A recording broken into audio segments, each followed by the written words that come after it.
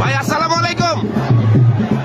তো আজকে যে এই যে বিজয় দিবস উপলক্ষে 17 বছর পরে কতটুকু আনন্দ ফিল করলেন?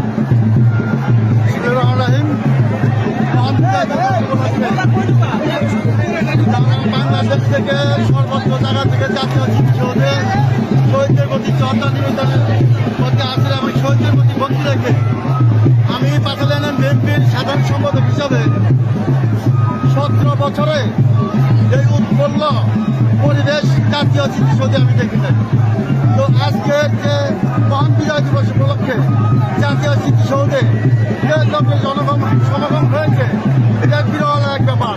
কারণ স্বৈরাচারী হাসিনা সরকারের আমলে এইরকম পরিবেশে আমরা বর্ণ পরিবেশে শ্রদ্ধাদের শহীদদের নিবেদন জানাতে পারি নাই বিদায় জনগণ 5ই জুলাইয়ের পরে যে স্বাধীনতা পেয়েছে সেই স্বাধীনতাকে অফল্য করার জন্য আজকে স্বতঃস্ফূর্তভাবে জাতীয় স্মৃতিসৌধের শহীদদের প্রতি শ্রদ্ধা নিবেদনের জন্য আসছে।